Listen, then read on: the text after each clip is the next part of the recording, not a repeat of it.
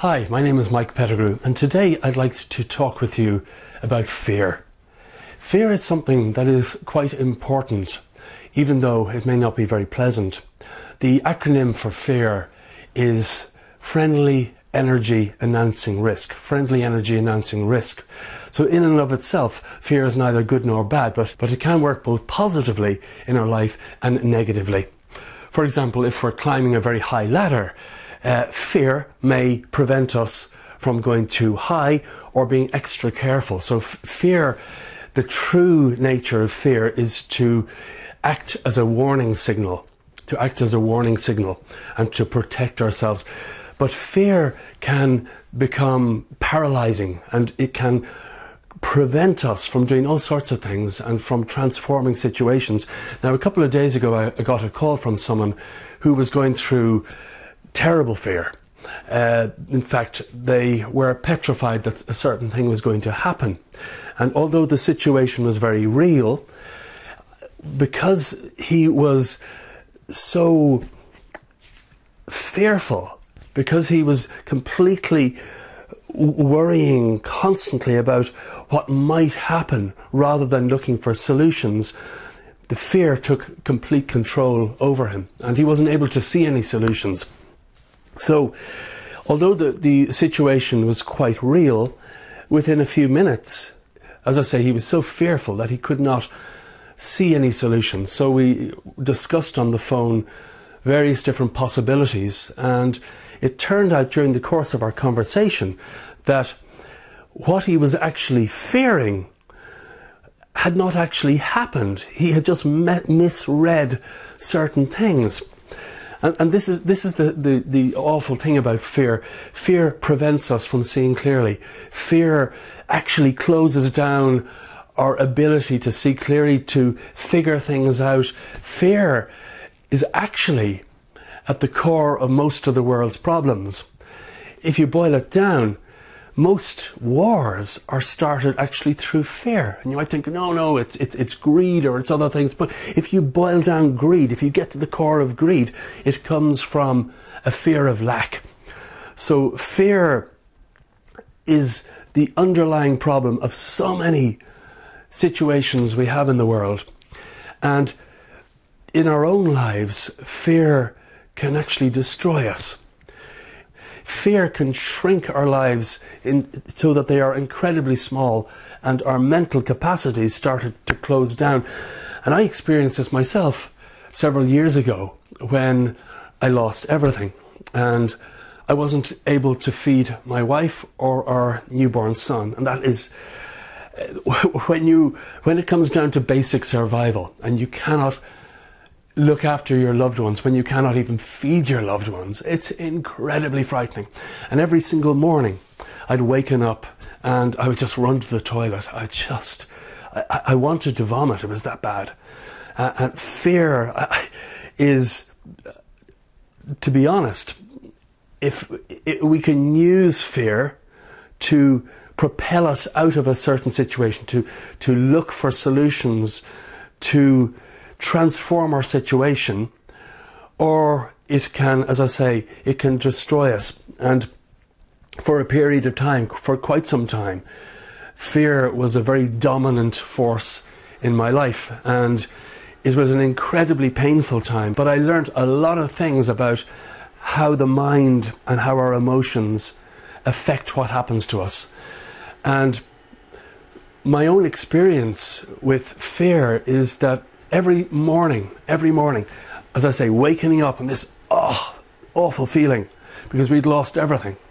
We had lost absolutely everything. In fact, my father was just incredible. He lent us money to keep the roof over our heads and to keep us fed. It was that bad.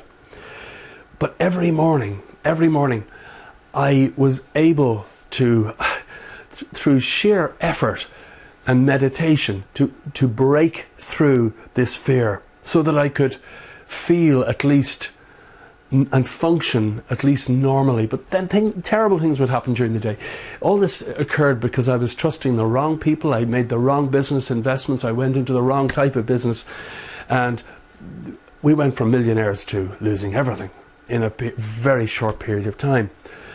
And the one thing about fear is that I noticed how it shut down all my abilities to, as I say, think clearly and find solutions. Because when you are full of fear, you're not solution focused, you are problem focused. And if you're focusing on the problem all the time, it actually gets worse, because what we think and what we feel manifests in our environment. We actually create the circumstances of our lives through our thoughts and our emotions. And if you are manufacturing or feeling lots and lots and lots of fear and worrying about a problem constantly, because our minds and our emotions affect the environment, what we're doing is we're transmitting out the thing into our environment, into the universe, the very things that we don't want to happen, and they get worse. And this happened to me. For many, many years, I was a very positive thinker, and that served me incredibly well, and I achieved a lot of remarkable things, and my self-esteem and my self-confidence built. But then, experiencing this terrible fear, I had to experience really the power of negative thinking. And I learned this very clearly, that our minds really do create. So we've got to be careful what we are dwelling on daily. Now, I'm not suggesting for a moment that we constantly analyse our thoughts. That could drive us nuts. But what I am saying is, if we have dominant, repetitive thoughts, particularly if there's emotion behind them, we need to be careful. Because, as a great man once said, if our mind he was talking about gratitude and resentment, appreciation and resentment. And he said that our minds of appreciation and our mind of resentment, at first, the difference may just seem to be subtle. But over a course of a lifetime, over a course of years, whatever thoughts and emotions we allow to dominate, the results in our lives and how our lives turn out and what we achieve in life will be vastly different than when we have an appreciative attitude, an attitude of gratitude, or if we have the nature to be constantly complaining and moaning, even if it's only internally. How our lives progress, the difference is huge. And he said, just like particles of dust build up to form great mountains, what we're dwelling on over time, we need to be careful, because we can create a mountain of gratitude or a mountain of resentment. We can see this in the lives of elderly people who have lived a tough life, a hard life. They can usually end up one of two ways: full of understanding, kindness, compassion and gratitude. Or they can end up bitter, resentful and warped. So, it is a truth to say, as we grow older, our tendencies become more ingrained, and that's fact, because when we have a repetitive thought cycle and we think that same thought again and again and again, through cause and effect, we're actually ingraining that pattern even more deeply, so that we will think the same thoughts again rather than break that pattern. So, as I say, we need to be quite careful if we're allowing fear to dominate our lives, because we can, as a result, bring into our lives the very experiences that we don't want. If we were going to obsess on anything, it should be solutions and strategies and looking for the solutions and the direction that we want to take for the outcome that we wish to see, rather than worrying constantly worrying about what might happen. So, a technique that I've found incredibly useful for breaking through fear is, once again, gratitude, bringing up, even artificially, a feeling of gratitude. It immediately shifts our emotional state, and all we need is to shift our emotional state for a moment if we are seeped in fear.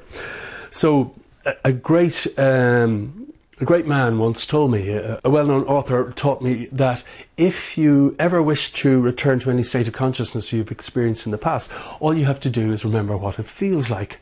So we've all had times in our lives when we felt great gratitude, when something wonderful has happened to us. And if we simply remember such an event, we can start feeling gratitude. You know, it may take a few minutes if we're really feeling great fear or anger, or if we're stuck in an emotion and can't get out of it. We really can get stuck in an emotion, okay? But artificially bringing up fear through remembering an event in the past where we felt it sincerely, things start to melt. We cannot stay fearful when we're bringing up gratitude.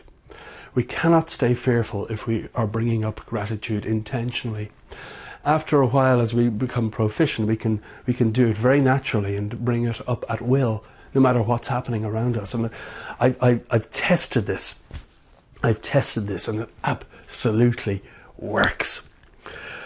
So I hope this short talk about fear has helped you.